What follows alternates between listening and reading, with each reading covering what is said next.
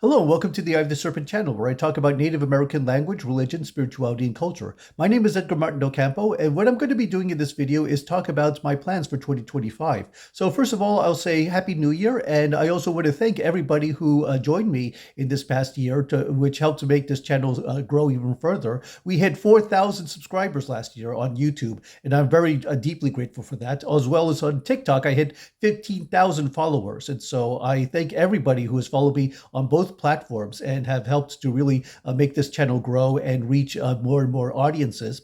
And so what I'm going to do in this video is talk about my three main points for the coming year, kind of like my 2025 resolutions. I would like to talk about the apps. I'm going to talk about my travels and also kind of the general direction that this channel will be taking. So first, talk about the apps. I would really like to get back down to writing these apps, especially two that are of the highest priority are the Mesoamerican calendar project, where I will be converting, say, the Gregorian calendar date, like January 2nd, 2025, and convert that into its Aztec calendar equivalent, its Maya calendar correspondences, including the long count. So this is a project that you may have seen previous project videos on, and I will continue to make development progress reports and upload these to show the direction that this web app and this mobile application project is going. So I'm going to be doing a lot of that as far as my mobile and web app projects go for this coming year. So the Mesoamerican date calculator is one of them. The other one is the main portfolio website. This is edgardelcampo.com. It is working. It is viable. It runs on both mobile and web devices. So it is active, but I would like to really restructure it and perhaps even redo the entire project with another set of languages, because as much as I have enjoyed the mean application, that Mongo, Express, Angular, and Node, I just really don't work that much with these languages, or these platforms. So I would like to work with languages that either I expect to work more with or those that I'm already very familiar with. So I could be doing a massive overhaul of the portfolio. So I'll let you know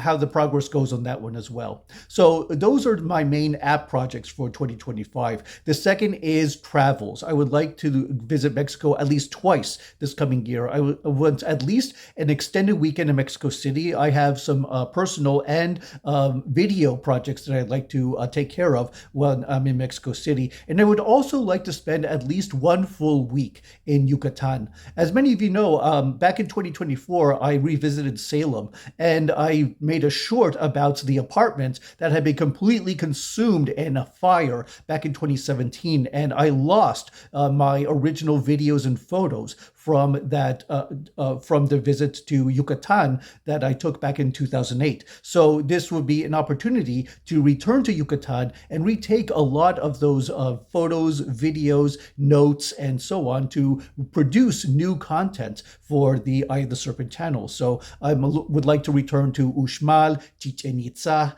Tsibilchaltun, and other sites in the area. So this could be, I would like to dedicate enough time to really make this a very fulfilling and a very productive trip. And as you know from my previous travels, that I also like to post while I'm there. And I think that's one of the most important parts of this channel, is that I'm not just downloading content from online. I actually go to the places to talk about the context and to provide something of the experience of being in these places where many of these native societies have originated or developed. So that, I think, is one of the most important parts of, and one of the most unique things about the Eye of the Serpent channel, because anybody can talk about the history of these civilizations, but I would like to talk more about why does it matter? What is there to connect with?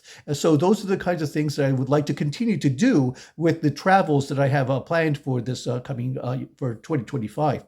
And the third thing I'd like to talk about is kind of on a related subject, and that is looking at the overall direction that I want to take this channel. And this is because I have, in the past 5 years, I've already been laying a foundation, a groundwork to the diversity of different cultures that I've been looking to talk about ever since the beginning. If you look at my very first videos, you can see that they include works on the Quichua or the Quechua of Peru. I've also talked about metallurgy in Western South America. I talked about the Yaqui, the Huichol, Huixarica. So this was never meant to be an exclusively Mesoamerican focus, even though that is a large part of my research experience and much of my travels. But I want to start looking at the big picture. What are the, say, the larger principles and ideas that link the different native societies from North, Meso, and